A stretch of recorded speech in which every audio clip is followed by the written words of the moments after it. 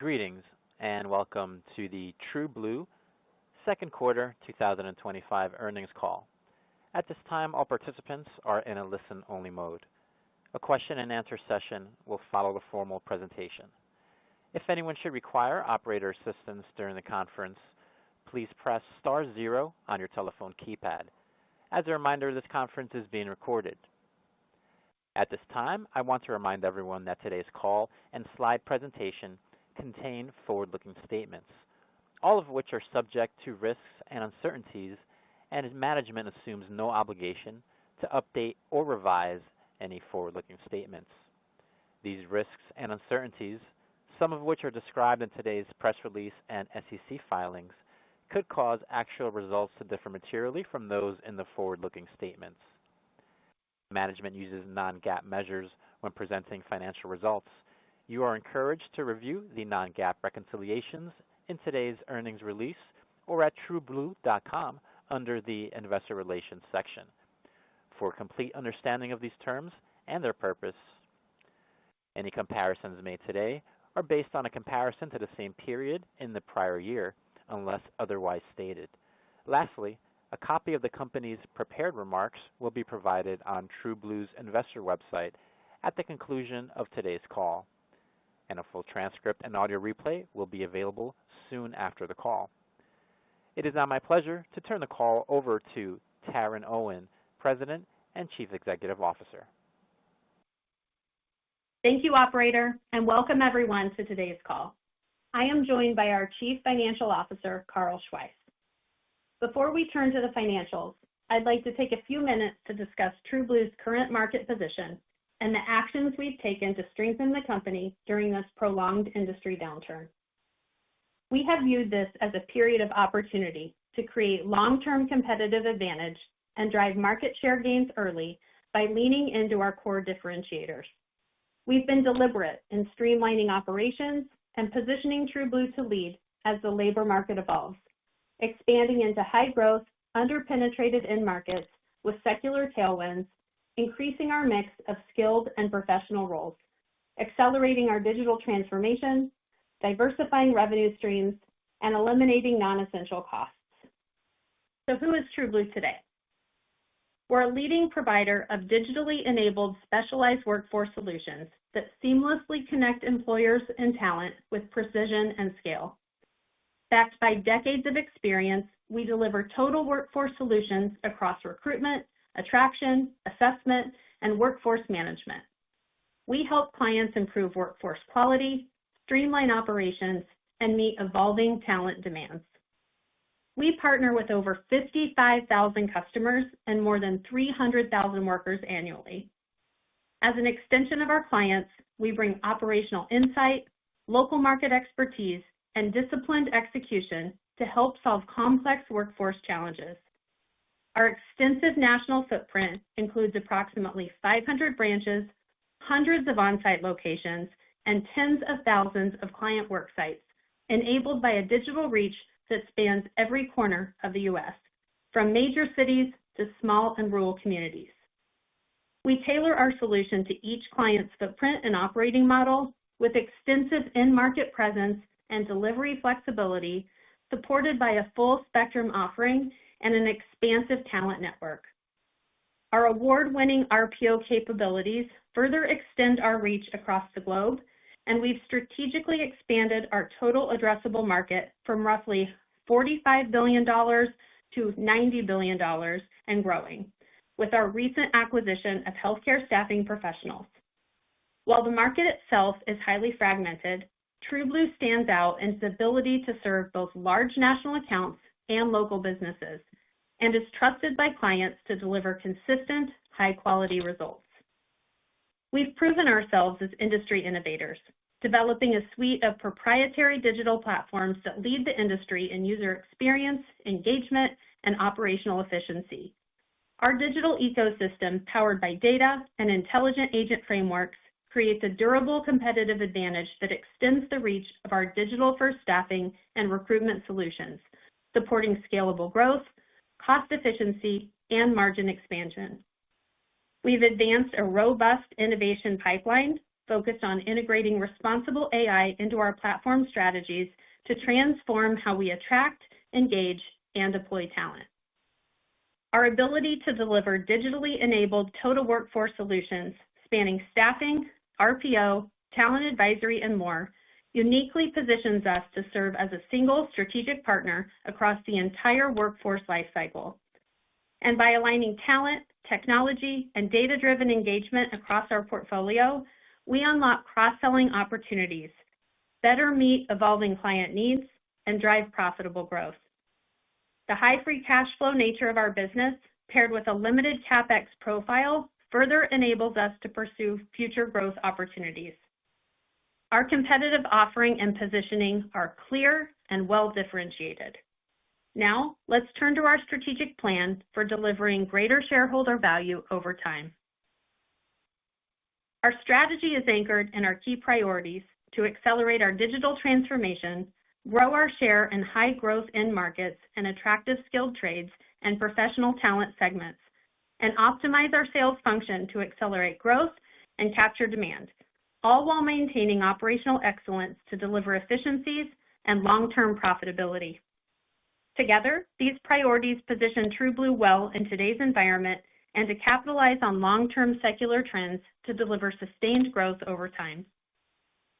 We've also proactively implemented targeted cost reductions to improve efficiency, expand margins, and enhance profitability. We have simplified our organizational structure through the divestiture of our Canadian operations, streamlined global leadership, and removed structural inefficiencies. Altogether, these actions have delivered approximately $90 million in permanent SG&A savings from our 2022 base, creating durable cost leverage and enabling strong incremental margin expansion as revenue recovers. But we haven't simply cut costs and waited for conditions to improve. Drawing on our decades of experience and data-driven insights, we've identified high potential areas for long-term sustainable growth, and while maintaining our strong balance sheet, have strategically invested to position Trueblue ahead of secular tailwinds. We've made significant progress in optimizing our sales function to accelerate growth and capture demand as the market rebounds. This includes a full reorganization of our sales model, decoupling sales from operations, and transitioning to a territory-based go-to-market structure that empowers integrated local leadership and enhances client focus, disciplined execution, and productivity. We've expanded field sales capacity in high-priority markets and rolled out localized enablement strategies and territory-specific campaigns to improve market relevance and activation. We deployed Salesforce CRM across our field organization, improving pipeline visibility, territory coordination, and proactive sales execution. As part of our broader commercial strategy, we've launched an enterprise-wide strategic partnership program to unlock new client acquisition channels and deepen enterprise client relationships. A key example of this is our recently announced partnership with Omnia Partners, one of the largest group purchasing organizations in the U.S. This relationship has opened access to a broad, high-value member network and is fueling a growing pipeline of multi-brand opportunities across our portfolio. As we continue to diversify and scale our business, we're expanding into high-growth, under-penetrated end markets aligned to secular demand trends. Already a leader in U.S. industrial and skilled trade staffing, we're well-positioned to support manufacturing reshoring and help address structural labor shortages. A strong example is our commercial driver business, which continues to outperform, delivering its fourth consecutive quarter of double-digit revenue growth.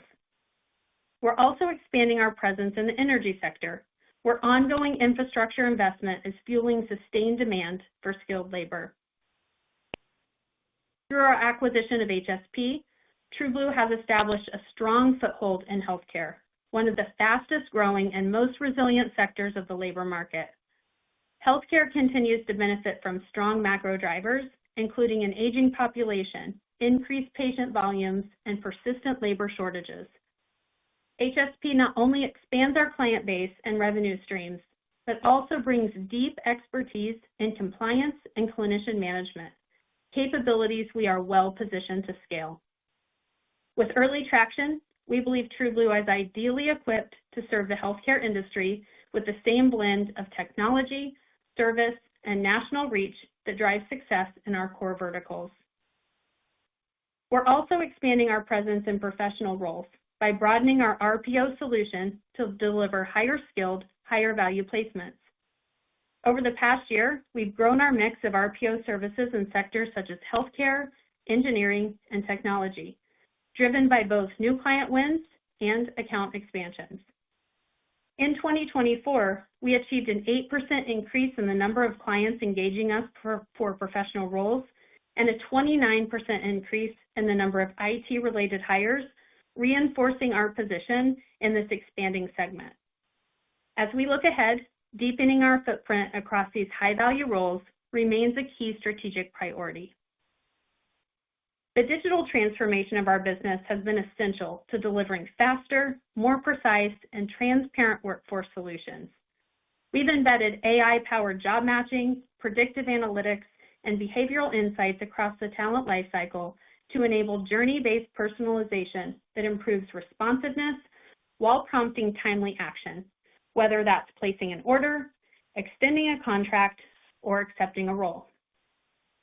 Combined with our existing market presence and deep industry expertise, these innovations position Trueblue to deliver smarter, more personalized experience, driving reliability, profitability, and long-term competitive advantage. Our ability to execute on this strategy is underpinned by the strength and experience of our leadership team. With decades of relevant industry knowledge and direct operational expertise, our executive team brings hands-on leadership to every facet of the business. Now, turning toward the quarter, we are encouraged to see positive momentum with double-digit growth for our skilled businesses, overall signs of stabilization, and a return to company-wide growth expected in the third quarter. We are confident that the cost actions we have taken position us well to drive even stronger profitability as industry demand expands. I will now pass the call over to Carl, who will share further details around our financial results and outlook. Thank you, Taryn. Total revenue for the quarter was $396 million, flat to the prior year and near the low end of our outlook range as uncertainty and client caution continue to weigh on the staffing industry. Included in these results is 4 percentage points of growth driven by our recent acquisition of HSP. As expected, temporary labor and permanent hiring volumes remain suppressed, with clients navigating an unpredictable business landscape and staying cautious around business spend.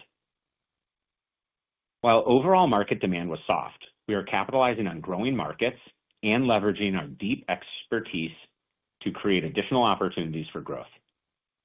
For example, as Taryn mentioned, our skilled businesses delivered double-digit growth for the quarter, and our on-site team recently secured one of its largest single-site wins with a multinational e-commerce client. Gross margin was 23.6% for the quarter, down 280 basis points. The primary driver of the decline was changes in revenue mix with more favorable trends in our lower margin people management businesses and people-ready renewable energy work. As a reminder, renewable energy work carries a lower gross margin than the general people-ready business due to the pass-through travel costs involved. Certain software depreciation now being reported in cost of services also contributed to the margin decline. Keep in mind, software depreciation is non-cash and excluded from our EBITDA and adjusted EBITDA calculations.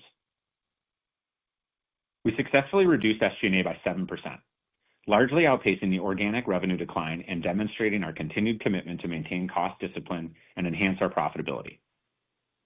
We recognized the COVID-19 government subsidy benefit during the quarter, but since we reported a similar benefit in the prior year, it had no meaningful impact on the year-over-year decline. The real driver is our continued focus on the areas we can control to not only align with current market dynamics, but also create greater flexibility to scale. We have made significant progress simplifying our cost structure and creating efficiencies, which will drive enhanced profitability as industry demand rebounds. We reported a net loss of $0.2 million for this quarter, which included a non-cash intangible asset impairment charge of $0.2 million, as well as a small amount of income tax expense primarily associated with our foreign operations and essentially zero income tax benefit on U.S. operations due to the valuation allowance in effect on our U.S. deferred tax assets. As a reminder, these charges have no impact on our operations, liquidity, or debt covenants. Adjusted net loss was $2 million, while adjusted EBITDA was $3 million. Now let's turn to our segments. PeopleReady revenue declined 5%, driven by reduced client volumes across most verticals and geographies. While overall market demand remained soft, our skilled businesses grew double digits for the quarter due to the healthy project ramp and minimal schedule disruptions. We are also encouraged to see improved on-demand trends in two of our largest states, with results in California and Florida indicating growing momentum as we exited the quarter. PeopleReady segment profit margin was up 50 basis points, largely driven by cost actions to deliver efficiencies and greater scalability. People Management grew for the second consecutive quarter, with revenue up 2%. This growth was driven by strong results from our commercial drivers business, which delivered its fourth consecutive quarter of double-digit growth. While on-site client volumes declined for the quarter, continued strength in new business wins and customer expansions is generating solid momentum as we enter the back half of the year. People Management segment profit margin was up 50 basis points as our disciplined cost management actions continue to drive improved efficiencies. People Solutions revenue grew 20%, with HSP performing in line with expectations and contributing 40 percentage points of inorganic growth, offsetting the segment's organic decline of 20%. Also included in these results is 9 percentage points of decline from the client loss we discussed in previous quarters. Overall, hiring volumes remain subdued as clients face evolving market conditions and uncertainty around their workforce needs, but our teams are doing a great job helping existing customers navigate these labor dynamics and adding new clients to our portfolio, especially in high-value professional roles and attractive end markets. Our strong client relationships position us well to drive further revenue expansion as customers' hiring volumes return.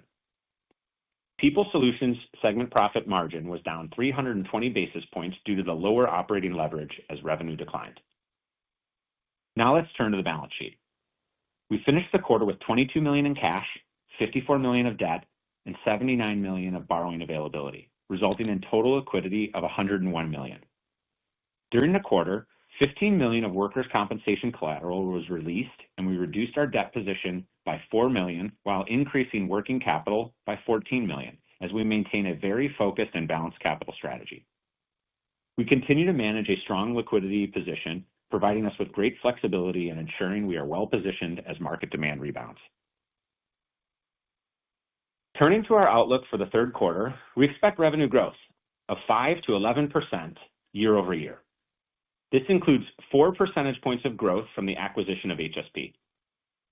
Our outlook reflects a continuation of current market trends because while there are some green shoots and early signs of improvement, the broader business landscape remains unpredictable. Also keep in mind, given the seasonality of our business, we typically see our highest volumes in the second half of the year, corresponding with improved operating leverage and bolstered by our lean cost structure that we expect to drive additional margin improvement as we move through the year. Additional information on our outlook can be found in our earnings presentation shared on our website today. Before we open up the call for questions, I want to turn it back over to Taryn for some closing remarks. Thank you, Carl. As you have heard from us today, our Trueblue team has a proven track record of increasing market share and revenue through skilled and geographic expansion, and a growing opportunity to accelerate impact through cross-portfolio solutions, sales function optimization, and tech-driven innovation. We have a clear strategy that positions us to drive long-term sustainable value, well-aligned to secular tailwinds, and an approximately $90 billion global total addressable market. Our leadership team and talented employees are energized by the opportunities ahead as we position Trueblue for margin expansion and an outsized share of industry growth. This concludes our prepared remarks. Operator, please open the call now for questions. Thank you. And at this time, we will conduct our question and answer session. If you would like to ask a question, please press star 1 on your telephone keypad. A confirmation tone will indicate that your line is in the question queue. You may press star 2 if you would like to remove your question from the queue. For participants using speaker equipment, it may be necessary to pick up your handset before pressing the star keys. One moment, please, while we pull for questions.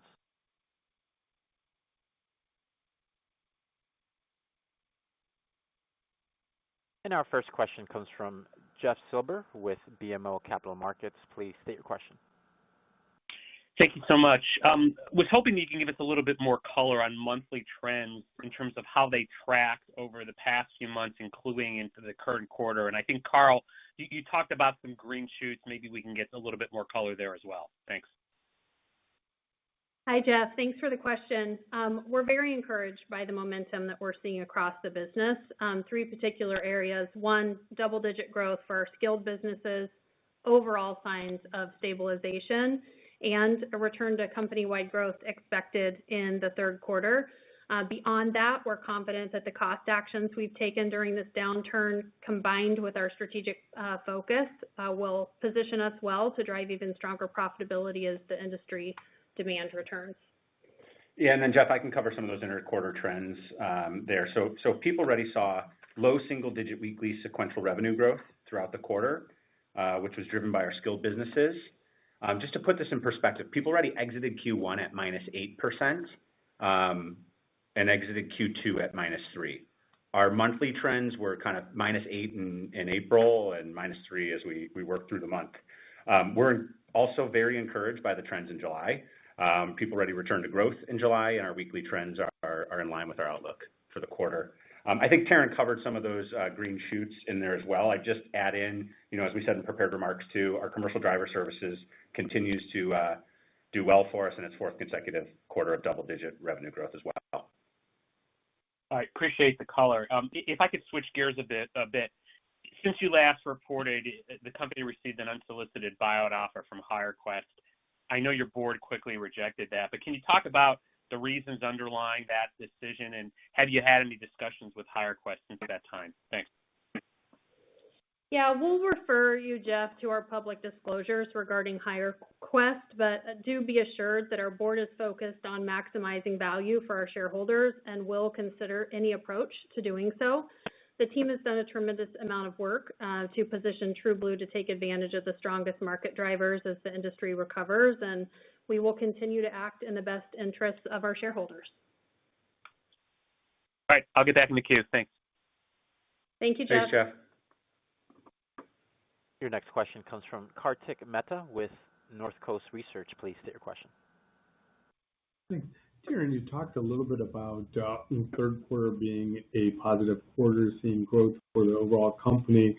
And I think, Carl, you talked about PeopleReady seeing some positive momentum in July. And I'm wondering, do you finally think we're at a point where now the company can sustain some revenue growth, or is there anything unique happening in the third quarter which would make you cautious? Thank you for the question, Kartik. We're really encouraged with the momentum that we're seeing here coming into the third quarter and the signs of overall stabilization. So I would just say overall that stabilization is really encouraging to us, and we're seeing that same momentum and returning to growth among our clients too. Our teams are focused on securing new wins and expansions, all good signs that customers are beginning to experience this positive momentum as well. As always, we stay very close to our clients and monitor industry trends, which are changing constantly in today's environment. I would say as far as an inflection point, customers continue to look for more certainty, to feel more confident planning their workforce needs, and our best indicator is when clients say they need our help. So we're staying highly engaged to ensure that we're well positioned for that rebound. And then just any type of pricing competition. I think the last quarter you talked a little bit about some pricing competition. I'm wondering how that's trended this quarter. Yeah, thanks for the question, Kartik. Look, we do always kind of see some pricing conversations, especially at this time in the market. But we are really encouraged. From a bill rate pay rate spread, we saw pay rates up 1.2% in the quarter, bill rates up 1.8%, so returning to growth. That led to about a 10 bips improvement in margin. So I just say, while there's still the pricing pressure that we would expect in this environment, we've been really disciplined with our pricing, and we continue to be watchful to ensure we don't, one, price ourselves out of the market and, hamper our ability to continue to rebound quickly when the market does rebound. But I think that's an encouraging sign, especially with the growth that we're seeing. And Kartik, if I could add, as it relates to pricing, one of the new features that we enabled in our JobStack platform is where a customer can now receive a quote when placing a new order directly in the tool. And this is early days. We just launched this feature in June, but at this point, nearly 100% of the price quotes that have been offered through the tool have been accepted and ultimately resulted in an order since the launch of this feature. So that's encouraging. We're really excited about that new functionality and the fact that customers are buying based on the price that they're being given. Perfect. I appreciate it. Thank you very much. Of course. Thanks, Kartik. Thank you. And a reminder to the audience, to ask a question, press star 1 on your phones now. To remove your question, press star 2. Your next question comes from Mark Markin with Baird. Please state your question. Good afternoon, and thanks for taking my questions. First one is just the monthly trends. Could we get that for people management and for people solutions exclusive of the acquisition? Yeah, let me get through that. So I gave you let me just go back to People Ready was -8, -3, and 3. When we look at our People Scout, that was pretty similar to what we reported for the quarter. And then People Management, also continued trends. So +3, +4, flattish in June, and then, returning to growth here in July as well. Great. And are there any regional differences that you're seeing? Any differences between Cali versus Texas versus Florida? Yeah, as I said in prepared remarks, Mark, look, if you just think about our largest geographic opportunities, it's going to be California, Florida, Texas. We did see improved trends in Florida and California during the quarter, which is encouraging. And we've been seeing Texas do better than what we've reported at a segment level as well. The only other thing maybe just to call out is, even in a tight manufacturing and construction market, we saw those industries from an end market see a small improvement from Q1 to Q2 as well, but nothing else to call out from an end market other than just the general improving trends as we move through the quarter. Great. And then can you talk a little bit about what you're seeing in the renewable business and energy broadly speaking? So clean energy versus energy in general, and then any sort of changes, since the big beautiful bill passed. Yeah. Hi, Mark. Thank you for the question. In regards to the big beautiful bill as it relates to energy, it does officially roll back or sunset the key IRA incentives by 2027, reducing policy support for clean energy. With that being said, our renewable pipeline remains very, very strong. In the second quarter, we signed multiple new deals encompassing multi-year projects, and so we've continued to see really strong performance there and a strong pipeline. Beyond that, you may recall that one area of focus for us is to grow in the energy sector beyond renewable, particularly, we're very focused on solar and large utility scale projects. And we do have some nice potential for expansion across all Trueblue brands into additional energy end markets, such as commercial solar, full-scale energy, and then non-renewable sources like oil and gas. And I'm happy to report that we had wins in energy across all of our segments in Q2, so we are gaining some nice momentum there. Yeah, and Mark, just to add on to that, look, we've got a decade of experience here on energy as an end market, not just renewables, and it, continues to be about 10% of our portfolio and feel really good. We don't think the energy usage here in the U.S. is going down anytime soon, so feel good about that opportunity as we move forward. Great. Thank you very much. Thank you, Mark. Thanks, Mark. Your next question comes from Mark Riddick with Sidoti & Company. Please state your question. Hey, good evening. Hi, Mark.